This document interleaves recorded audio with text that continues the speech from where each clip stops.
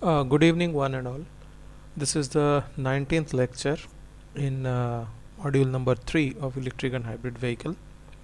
So far we have covered two lectures on battery, one lecture on ultra capacitor. So this is the third energy source, and we are going to see what kind of source is this and how does it function. So it's a new concept, not a altogether new concept, because those who have attended the internship in ITI, they have already seen the flywheel, but that flywheel actually is a mechanical flywheel, and it is the kind of a same, it's a mechanical storage, what we call it. So this flywheel is generally connected with the engine of IC engine based vehicle, and today we are going to see not that very heavy flywheel. What we are going to see in case of energy storage for hybrid devices, it is ultra high speed flywheel, means it is kind of a little bit lighter version of flywheel. So you will see how does the flywheel work, how this thing is going to give that bumper energy. That means whenever there is a peak requirement of energy, how this flywheel is going to supply this energy to the vehicle. So we are in kind of a third topic. One more topic after this will be regenerative braking, and as I have told previously, there will be a special lecture on this battery management system. So that battery management system also we will study in this.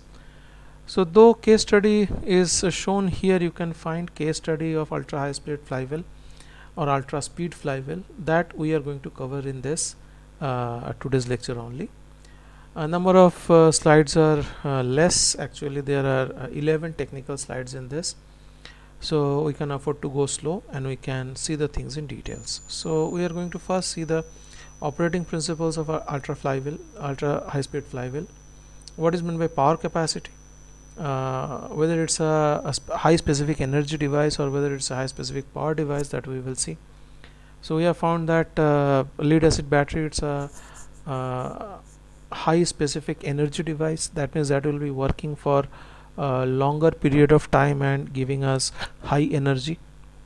That means mainly for longer range of the vehicle we will require a thing like battery, that is lead acid battery. Then there are batteries which will be used as a bumper source. That means it will operate for very small time and give the peak power demand, satisfy the peak power demand. That kind of batteries are also there.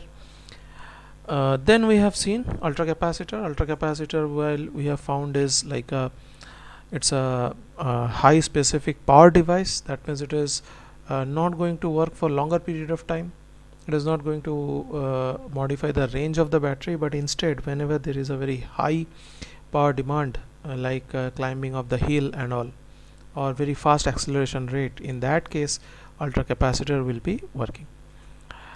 Ultra high speed flywheel, we are going to see first the operating principle and then we'll see what kind of device is this. And as you have seen in case of ultra capacitor, you will find that ultra high speed flywheel also will be found in the module number 13 in our textbook, that is the textbook of Ehsani.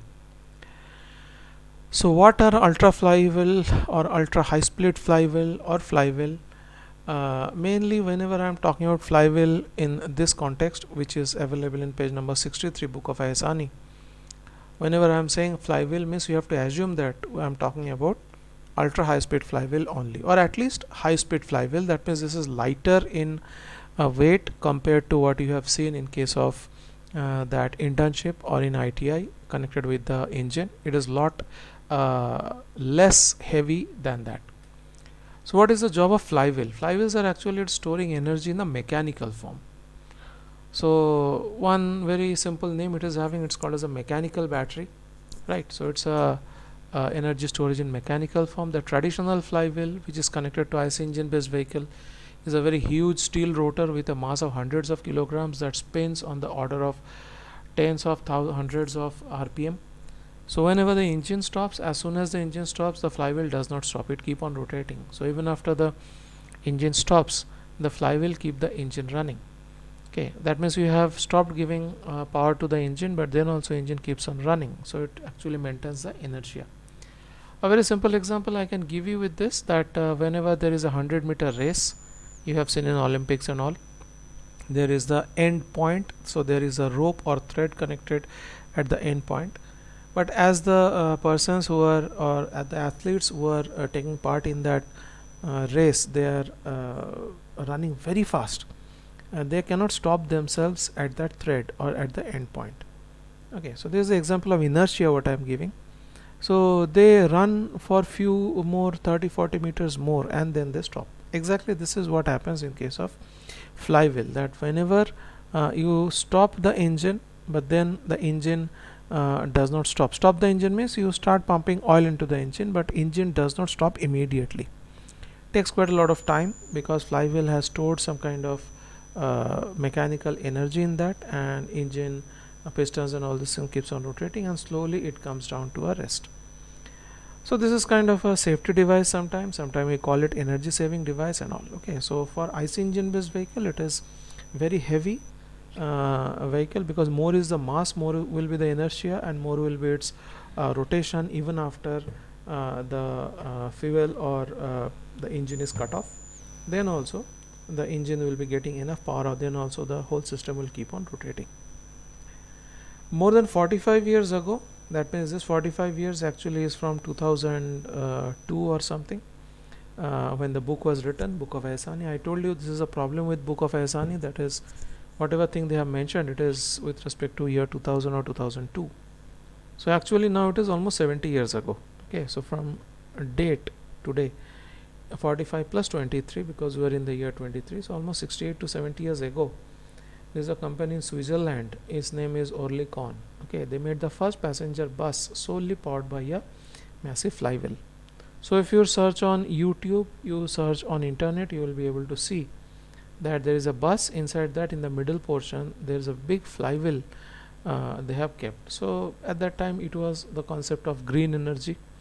That's why in somewhere long back, almost 70 years ago, so there was a flywheel driven bus which was running in Switzerland, because Europeans, they are more concerned about green energy, because they want to avert pollution. So this flywheel, whichever was running a bus in Switzerland, it was weighing 1500 kg and operating at 3000 rpm. Just imagine how much will be the inertia of the whole device. So 1500 kg was the mass of that flywheel, and it was a rotating object which was rotating with 3000 rpm. Okay, so we were first taking up the speed of that 1500 kg wheel at that speed, 3000 rpm. Then even if you stop pumping energy to this flywheel, whatever was the residual energy in that, with that the bus was being driven. So it was recharged by electricity at each bus stop. That means there was a battery which was getting charged, which was rotating the flywheel. Then the charge was being removed, or battery was being disconnected from this wheel, and whatever was the inertia stored in this flywheel, by means of that the bus was being driven. So it was a very clean, very green energy. In contrast, the advanced flywheel, so whatever I'm talking about, this Oerlikon thing, it was very heavy flywheel. But the advanced flywheel, whatever is the main discussion topic for today or in this lecture, it is actually a lightweight composite rotor. Composite rotor means it's a rotor made of composite material, because if there is very fast rotation, there is a possibility of wear and tear. But there is a study in material science, so that composite rotor is designed, and there will not be much wear and tear in that. So the composite rotor with a mass of tens of kilograms. So tens of kilograms means less than 100 kg. So just see that from 1500 kg in 70 years ago, present flywheel, whatever is connected generally with hybrid electric vehicle, they are talking about around 50, 60, 70 kg. Okay, so the mass has reduced a lot, but yes, the speed will be more than 3000 rpm. Okay, so inertia means it will be a factor of, or it will be a function of mass as well as the velocity. So as I have reduced the mass, velocity of the rotation for that low weight flywheels, it will be more. So that's why it is called as a ultra high speed flywheel. So it will be a lot more than 3000 rpm. How much we are going to see.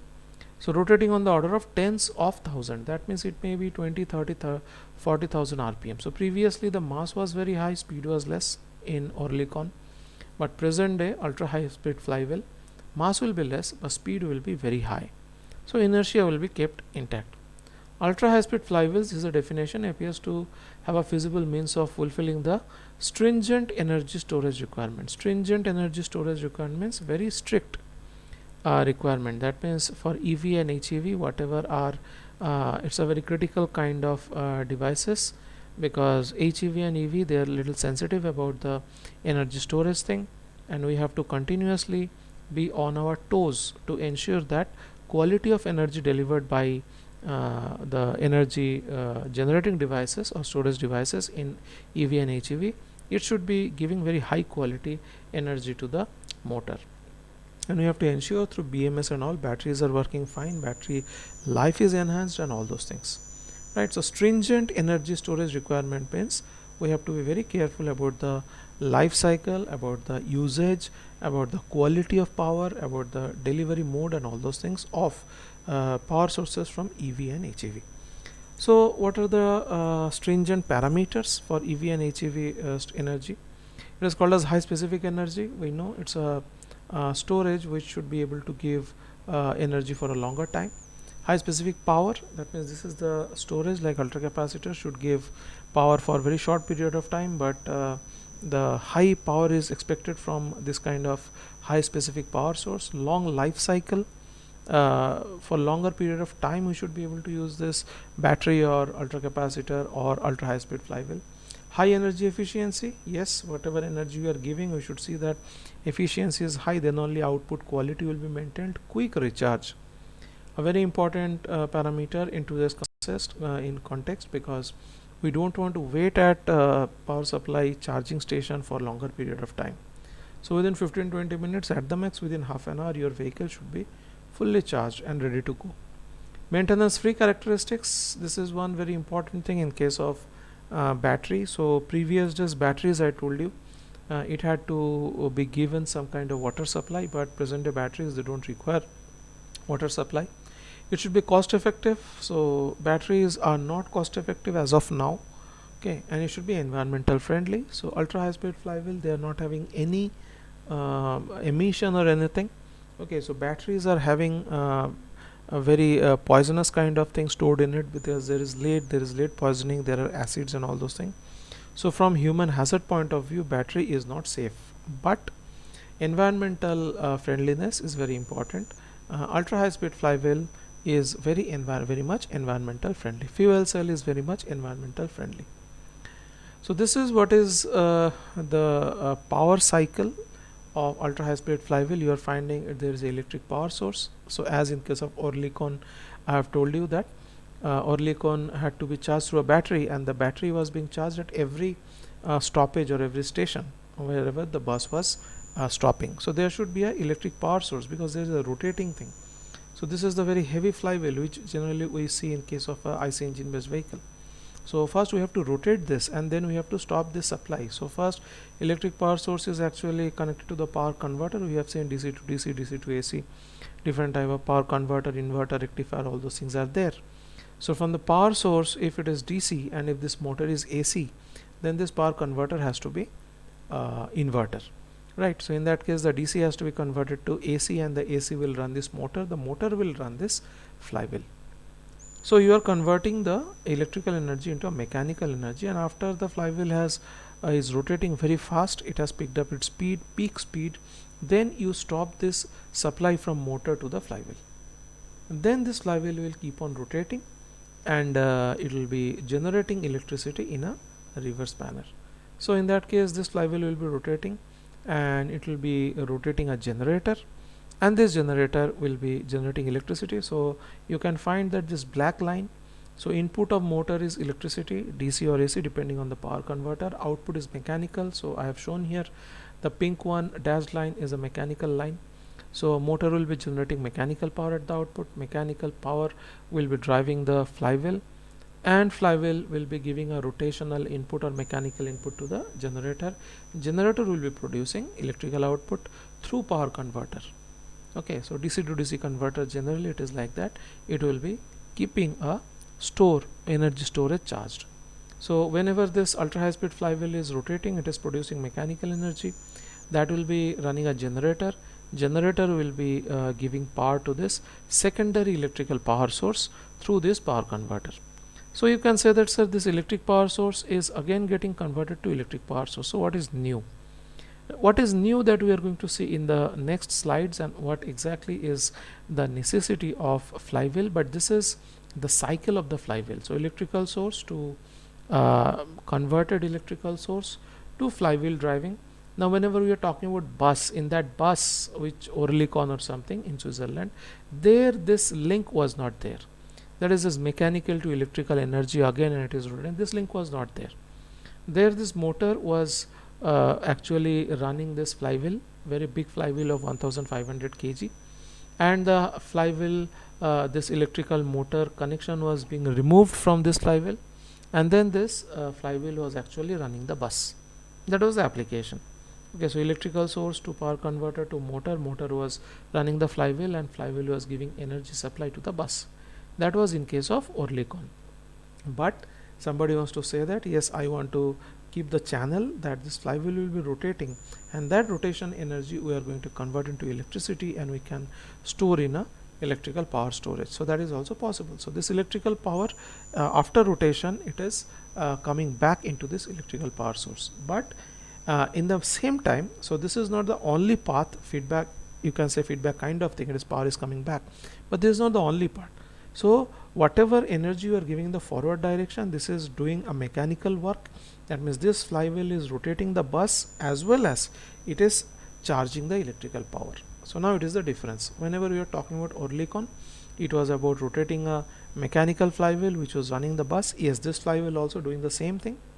At the same time, some part of this flywheel rotation is being taken back, and it is actually charging a secondary electrical power source. So as I told you that whenever there is a primary source of power, so this can be battery, very big lead acid battery. It is actually giving power to the motor is giving power to the flywheel is driving a vehicle. Okay, and at the same time maybe 80% of the energy is being given to the flywheel which is running a vehicle. Remaining 20% is being coming back from this flywheel to the secondary energy source. So this is what is the whole loop about. So energy storage and power transformation is the mainly two work which is being done by the flywheel. So whenever I am talking about this motor is giving power to the flywheel and it is running a vehicle, it is actually power transformation, because electrical energy is being converted to mechanical energy which is driving a car. And whatever is the energy storage, yes, some part of this flywheel energy is coming back and it is getting stored in some storage. So the storage can be ultra-capacitor, the storage can be some kind of battery also, right? So flywheel is kept within a vacuum chamber to reduce the wind resistance loss. Very important thing. Whenever this flywheel is rotating, as this is a mechanical object and you are finding there is gear teeth and all, whenever there is a gear teeth and they are trying to move or rotate within the air, obviously this gear teeth are going to experience much more of friction at this teeth point. That's why if you are keeping the flywheel inside a vacuum chamber, in that case the rotation of the flywheel will be having of high efficiency, because this thing is being kept in a vacuum chamber does not have any air, so the rotation will be very high because the air resistance kind of thing is being minimized there. But the question is asked then, how the rotation will be taken back? Is the rotation is taken back to very perfectly designed bearings. Okay, so whenever the flywheel is rotating by taking power from the motor through the bearing, or the bearing is connected to this flywheel through the shaft, and that shaft bearing is designed very properly, because in bearing also there is a resistance, rotational resistance, there is a friction. Okay, so that is the only very small kind of friction which is experienced by the flywheel from its source to the output side, which is nothing but the shaft of the vehicle. Okay, so bearing, you cannot avoid that bearing resistance or bearing friction, it will be there. But jewel bearing and other thing, it can be very properly designed. In PMMC also we are using some bearing for very less kind of friction, that is called as a jewel bearing, JEWEL. Okay, so here also some bearing is designed, we will see in the bigger block diagram. That bearing actually is helping to minimize the friction loss.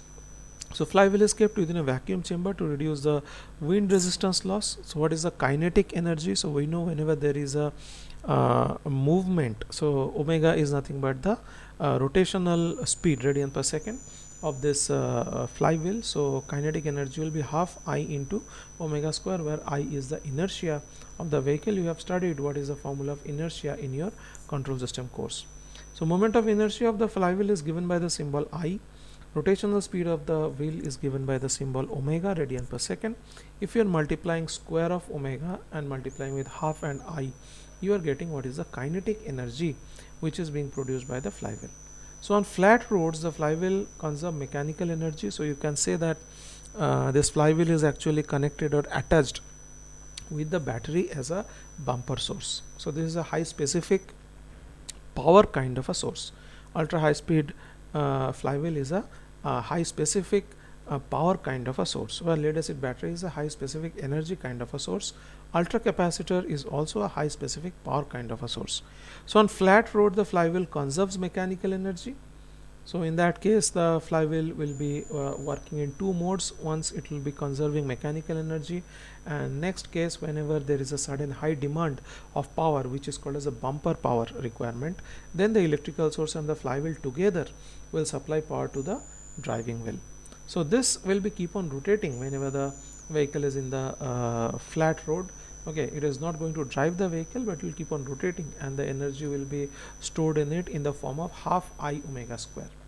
Then whenever is the vehicle is going through a steep, at that time electrical power source, which is a primary source, it will be supplying the power. At the same time, whatever is the inertia of this stored in form of I omega square into half, that also will be pushing or supplying the vehicle with a bumper power, which is called as a high specific power source. So very important line. On flat roads, the flywheel conserves mechanical energy. When there is a sudden high demand of power, then the electrical source, which is a primary source, and this flywheel is actually a secondary source. So whenever there is a sudden demand of power or bumper power, then the electrical source and the flywheel together supply power to both the drive wheels. So as a high specific power source, this flywheel will not be able to work alone. This flywheel will always be working in conjunction with the primary power source. In this slide or in this diagram, the primary power source is not shown. Whatever you are seeing here, all these things are connected with the secondary power source or flywheel. Primary power source is there somewhere else, which is a bigger battery, which is a high specific energy source.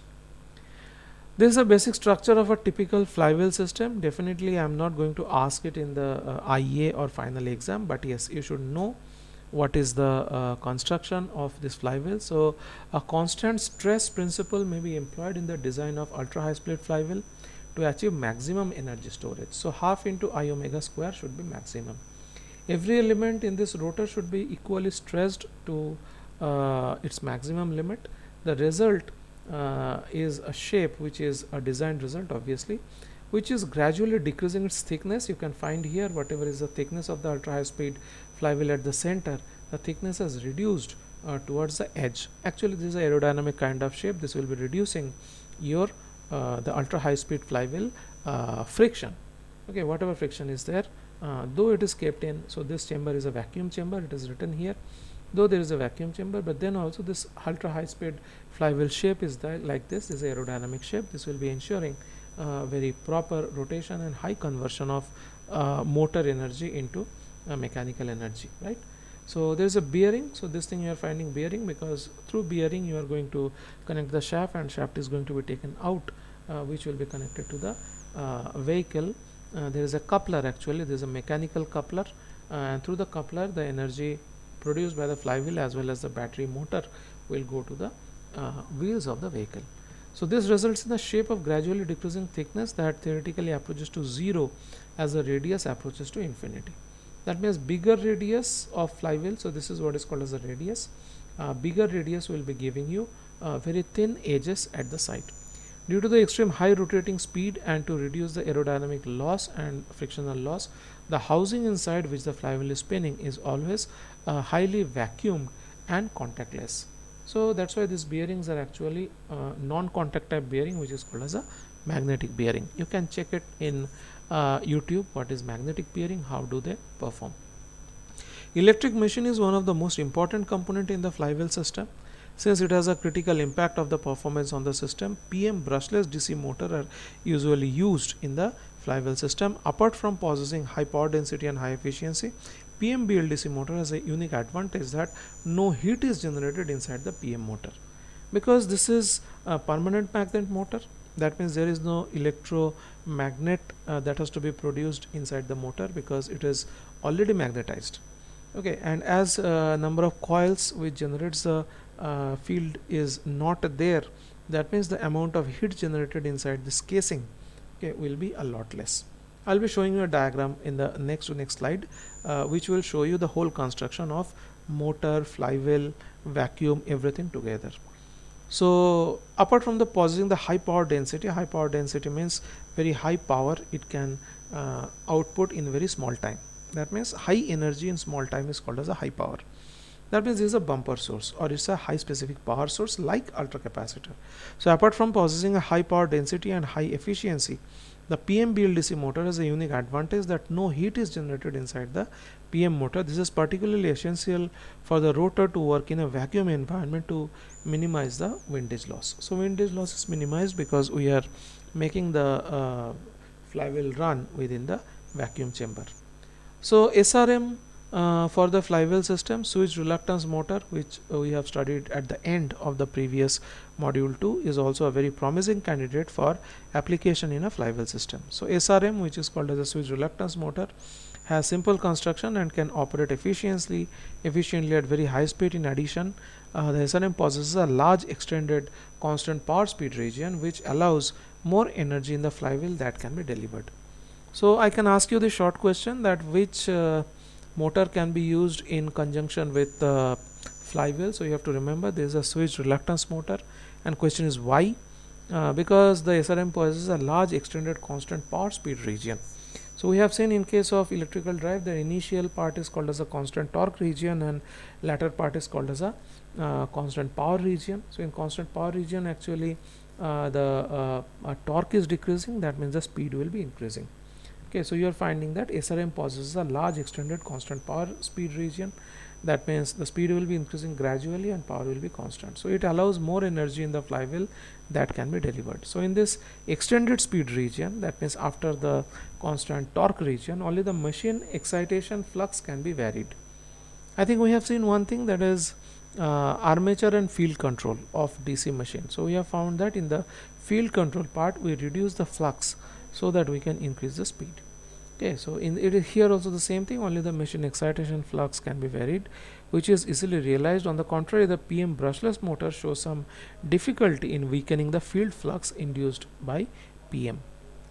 So this is a flywheel construction. You are finding there are many mechanical parts which are connected in this, and you are finding there is axial shield bearing, radial shield bearing, there is ring gear, there are certain housing and additional housing. This is flywheel cover, there is flywheel sliding shoe, support disc, there is a spring kind of arrangement, ring gear, all those things are there connected with the flywheel. In the right side you are finding how the flywheel looks. It is a front view and there is a side view, and here it is written that there is a electrical generation system. So this electrical generation system is whenever the flywheel rotates, this whole thing will act as a generator and it will be giving out the electricity which will be taken to the secondary power source. And flywheel steam engine. So previously flywheel used to be connected with the steam engine, so steam used to come and run the engine, and with that engine they used to connect the flywheel as a mechanical battery or mechanical energy storage system, so that even after the steam stops, then also this flywheel will keep the engine rotating, the whole system rotating for significant amount of time. So there is a flywheel operating principles. I have shown you that EF, that is the energy, is equal to half I into omega square. Here it is shown as half into JF into omega F square. It is the same thing. JF is called as a moment of inertia, whatever was I, here it is given as JF, same thing. Unit of moment of inertia is actually kg meter square per second. So this is an important thing you have to remember. I or JF, moment of inertia, is having unit of kg meter square per second. Omega is the angular velocity, radian per second. Enhancing omega f of the flywheel is a key technique to increase its energy capacity. So how can we increase the omega f? Because we cannot play with the weight. Weight is kind of a constant for flywheel. So ultra high speed flywheels are not having very high weight of 1500 kg and all. They might be having weight of around 50, 60, 70 kgs. So we cannot play with the weight of the flywheel, but yes, we can play with the rotational speed of the ultra high speed flywheel, and we have to make it as high as possible. So here you can find that 60,000 rpm 60,000 rpm can be achieved by few prototypes. So 60,000 rpm flywheels are really very light in weight, that you have to understand. So with modern technology means material technology also included in it, and mechanical technology, electrical technology, all are included in it. It is difficult to use the mechanical energy stored in a flywheel directly to propel a vehicle. So the axis of ultra high speed flywheel output, mechanical axis, directly is not connected with the wheel of the vehicle. So that is what they are showing. Due to the need of a continuous variation in the transmission with a wide gear range ratio. So vehicle speed is actually continuously varying, but ultra high speed flywheel cannot sustain that, because this ultra high speed flywheel has to be connected to the axle of the vehicle or vehicle tire. But depending on your traffic, depending on the drive cycle, you have to change the speed of the vehicle at a random effect. But ultra high speed flywheel cannot do that. So that is one very big backdrop or negative point of ultra high speed flywheel based energy source. That means very random speed variation is not possible with ultra high speed flywheel. Commonly used approach is to couple an electric machine to flywheel directly or through a transmission to constitute a so-called mechanical battery. So we are going to couple a electric machine. Electric machine means it can be kind of a motor. With the flywheel it will be connected, because controlling motor is easier than controlling a flywheel. So what we are going to do is flywheel is going to charge electricity, and that electricity is going to run a motor. So that can be one of the thing. The electric machine functioning as the energy input and output port converts the mechanical energy into the electrical energy, or vice versa, as shown in the figure in the right. So this ultra high speed flywheel will be generating electricity and storing it into the battery. Whenever required, that battery energy will be used to run the motor, and that motor will be running the vehicle. So that's why in the slide number 3 or 4 I have told you that there is a closed loop, that initially there is a battery energy is getting converted into AC or DC depending on the motor type. Motor is rotating the flywheel, and again from the flywheel energy is being taken back, and it is being converted to again electricity, AC or DC depending on that converter is designed, and that energy actually is getting stored in another battery. So you could ask, why again battery to battery through all this drama? So it is not like that. One first set, that is the forward path, is running the vehicle as well as generating energy, and feedback path of energy is charging this storage here, whatever is connected. Okay, so I told you that flywheel cannot directly run a vehicle. Flywheel cannot directly run a vehicle, because vehicle requires a lot of variability in the speed, and flywheel cannot sustain that. So it is easier to control, or it is easier to get a better control of vehicle if the vehicle is connected through a motor than a flywheel.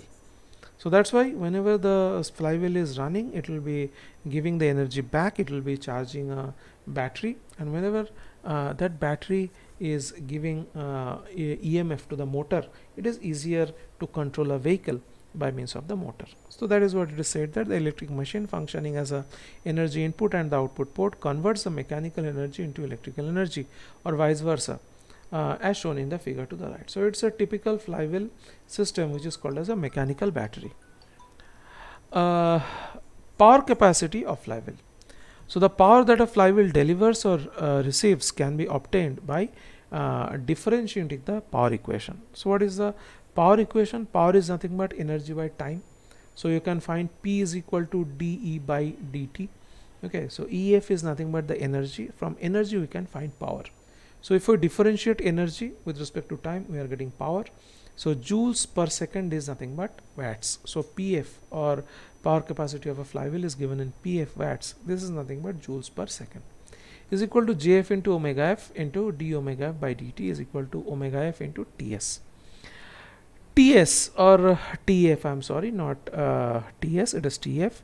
Tf is the torque acting on the flywheel by the electric machine. Okay, so this is the torque generated by the electric machine, which is connected with the flywheel and which is working in conjunction with the flywheel. Actually, torque is the thing which runs the vehicle. Okay, so when the flywheel discharges its energy, the electric machine acts as a generator, converts the mechanical energy to the flywheel into electrical energy. On the other hand, when the flywheel is charged, the electrical machine acts as a motor and converts the electrical energy into mechanical energy stored in the flywheel. So above equation indicates that the power capacity of a flywheel system depends completely on power capacity of the electrical machine. So electricity to mechanical and mechanical to electricity, this conversion keeps on going very rapid rate in the flywheel. Whenever it is supposed to generate mechanical energy, it works as a flywheel. Whenever we want electrical energy, so flywheel energy, mechanical energy is getting converted into electricity, and that is getting stored in the battery, and that battery is again running the motor which is running the vehicle in turn. So power capacity of a flywheel is just this slide is there for this equation, that is flywheel power is equal to flywheel energy divided by time, and which is equal to flywheel rotational speed radian per second omega f multiplied by Tf, that is torque produced by the flywheel. And what is the definition of torque? Newton meter. It is nothing but whatever wheel is there, flywheel, F into R. Okay, so whatever force is being acting on that flywheel because of its rotation, because of the motor action or something, multiplied by the radius of the flywheel. So F into R is nothing but the Tf.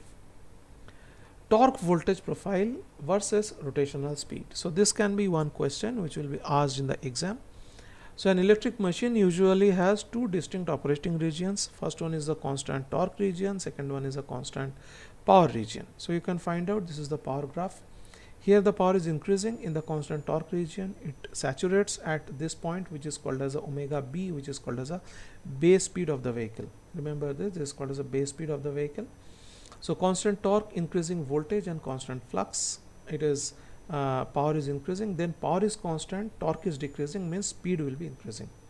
So from here you are finding that torque is decreasing, power is constant. So we told you that power is equal to torque into speed. So when the torque is decreasing, then also the power is constant, you are finding that voltage means constant, means power is constant.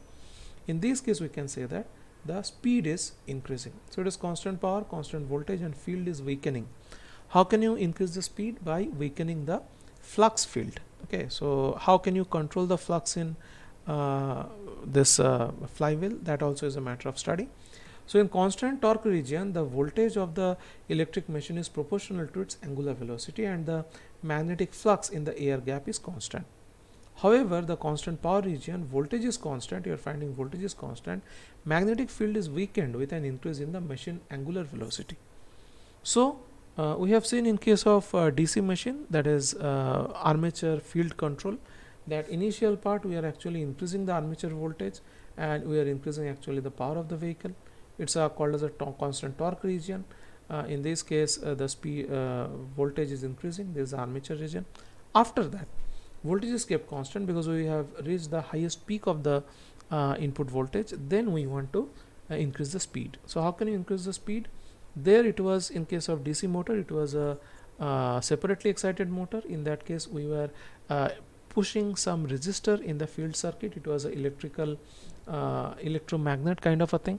So in that case actually the rheostat, whatever we were pushing in the field circuit of the separately excited motor, it was adding more resistance in the field. That was actually making the field current smaller, and smaller field current, smaller flux, it was actually increasing the speed of the DC machine. In this case we cannot decrease the flux because there is no electromagnet here. So the very big question, we cannot reduce the flux in constant speed region or constant power region. I'm sorry, not constant speed, it is called as a constant power region. Speed is increasing, torque is decreasing, power is constant. In this case, how can we weaken the magnetic field? So we cannot weaken the magnetic field because magnetic is permanent magnet. we weaken the magnetic field by increasing the machine angular velocity. So velocity we are increasing actually, and that will indirectly affect on the flux, and the flux will reduce. So don't go too much deep into that technology, only what happens this much it will be of use. So during charging of the flywheel, that is accelerating the flywheel from a low speed omega 0 to a high speed omega max, you are finding this omega 0, then it is going to omega b, then it is going to omega max. So omega b is called as a base speed. Base speed means up to that speed your initial torque will be constant. So vehicle started at this point, initial torque is constant, and after base speed the torque is reducing and the speed is increasing and the power is constant. So during the charging of the flywheel, that is accelerating the flywheel from a low speed omega 0 to a high speed omega max, that means in this region omega 0 to omega max the flywheel is getting charged. The torque delivered from the electric machine is given by Tm is equal to if into d omega f dt. So whenever you are differentiating the angular speed, you are actually getting acceleration. So Tm is torque is nothing but current into acceleration. So during charging of the flywheel, that is accelerating the flywheel from a low speed omega 0 to a through base speed to the maximum speed. For example, the torque delivered from the electric machine is, that means machine which is connected to the flywheel, is given by if into d omega f dt.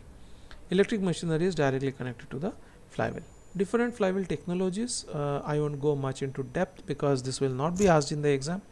Whatever is given till the previous slide, that will be asked in the exam, not this slide. I don't know what is there next, but definitely this question will not be asked in the exam, that what are the different flywheel technologies.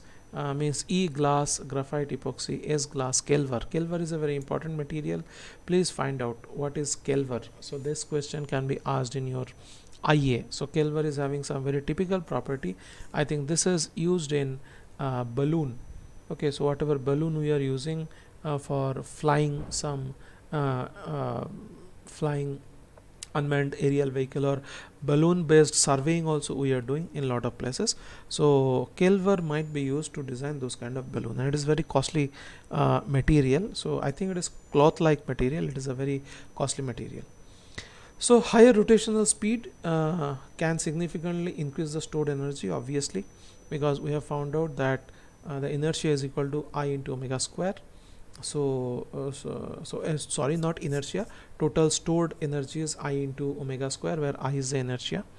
There is a limit beyond which the tensile strength of the material constituting flywheel cannot withstand a stress resulting from the centrifugal force, because it is, the wheel is rotating very fast. Okay, so there is a stress, there is a centrifugal force which is acting on the flywheel. So too much of speed, the wheel will develop some kind of cracks and it will break eventually.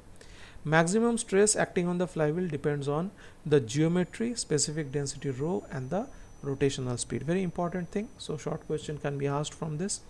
Maximum stress which is developed on flywheel depends on geometry of the flywheel. That means what is the dimension, what is the radius, what is the thickness, specific density of the material rho, and the rotational speed. So maximum benefit can be obtained by adopting flywheel material that have a maximum ratio of rho by p. Okay, that means tensile strength divided by specific density, it should be big value. If the speed of the flywheel is limited by material strength, the theoretical specific energy proportional to the ratio of tensile strength divided by specific density. Table given below summarizes the characteristics of some of the composite materials for ultra high speed flywheel.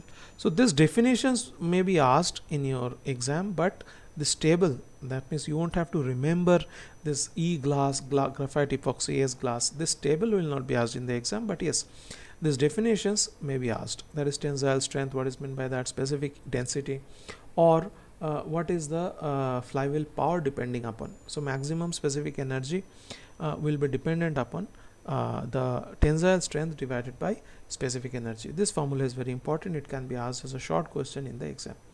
And you are finding here in case of Kelver epoxy, the ratio of tensile strength divided by specific density, it is given by 383. So Kelver is a very good material in case of designing a ultra high speed flywheel. Summary of characteristic of some composite material. These all are composite materials. That means they are derived materials.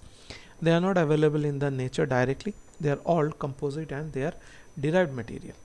Okay, so summary of the characteristics of the composite material for ultra high speed flywheels. Ultra high speed flywheel, what are the problems? Mainly two types of problems we are finding. In contrast to applying the ultra high speed flywheel for energy storage in stationary plants, its application to EV suffers mainly from two specific problems. Number one is gyroscopic forces occur wherever or whenever a vehicle departs from a straight line course, such as in turning, in pitching towards the downward grade road. These forces essentially reduce the maneuverability of the vehicle. So it's a rotating device, and whenever it is kept flat, whenever the wheel is rotating exactly horizontally properly, then it will be best in use. But if the vehicle is going down in some gradient or tilted in one side and all those things, in that case we find it difficult to control the vehicle. So gyroscope this is called actually gyroscopic force. Very true, because whenever a wheel is rotating and wheel is tilted, at that time it is very difficult to control its performance. So these gyroscopic forces actually essentially reduce the maneuverability. Maneuverability means controllability of the vehicle. This is one of the big problems. So this can be asked as a 2 to 3 marks question. What are the problems with ultra high speed flywheel? So first one is maneuverability in roads which are tilted or which are having slope upward or downward and that kind of thing. Next is if the flywheel is damaged, only the wheel part gets damaged, and which is very costly material. You have seen Kelver. You can find out what is the cost of Kelver. It is very costly. So if the flywheel is damaged, its energy stored in mechanical form is released in a very short period of time, because it is a very highly it's a device with very high moment of inertia. So somehow if it gets tilted, it is getting broken and it can create a damage to its casing. So it is actually very heavily cased with very strong material, but then also it releases very high power, so which can damage the vehicle severely, as well as the person sitting inside the vehicle. They can get affected very badly. So that is a very big challenge in case of flywheel designing, because it's a very fast moving ultra high speed flywheel. I told you that the weight is comparatively less, but the speed is very high, rotational speed is very high. So overall you are finding inertia will be very high. So whenever a vehicle with ultra high speed flywheel, they get an accident or maybe some kind of problem, or there is a break in the flywheel casing, that can damage the vehicle very badly. Maybe it's a small accident, which just broke the casing of the flywheel, but the flywheel will damage the vehicle in a greater extent, or maybe the passengers. For example, a 1 kilowatt hour flywheel breaks apart 1 to 5 seconds, and it generates a huge amount of power, 720 to 3000 kilowatt. Containment in this case of failure is presently the most significant obstacle to implementing the ultra high speed flywheel in EVs and HEVs. So almost all the problems are solved, but if it gets a crack, if it is broken in a running condition, at that time it is acting like a Sudarshan Chakra, and Sudarshan Chakra is actually cutting everything whatever coming in its own way. So ultra high speed flywheel safety during accident, that can be one of the big problem. Same thing happens in case of battery also, because batteries are also having a lot of acids and all inside it. So if it's a very big battery and if there is a huge accident, the battery acids and all this thing might spill on the passengers, and that might cause some severe accidents. So these are some smaller issues that we are finding in case of this kind of devices, energy storage devices. Companies who are producing ultra high speed flywheel, which is also called as UHS, and research who are carrying out that. So many companies and research agencies in USA. It is known as Lawrence Livermore National Laboratory, LLNL, Ashman Technology, Avcon, Northrop Grumman, Power R&D, Rocketdyne, Rockwell Trinity Flywheel, US Flywheel Systems, Power Center at the University of Texas and Austin, so on, have engaged in a development of ultra high speed flywheels in energy storage of EV and HEV. However, technologies of ultra high speed flywheels are still in their infancy. Typically, the whole ultra high speed flywheel system can achieve a specific energy of 10 to 150 watt hour per kg. So this is specific energy what is produced by the ultra high speed flywheel, and specific power of 2 to 10 kilowatt per kg. So I told you that watt hour or kilowatt hour per kg is the unit of high specific energy, and 2 to 10 kilowatt per kg is actually called as the high specific power. So LLNL has built a prototype 2 centimeter diameter, 20 centimeter diameter. 20 centimeter means around 8 inch. Okay, so 8 inch, it is just more a little bit longer than a pen that you have. So that is the disc diameter.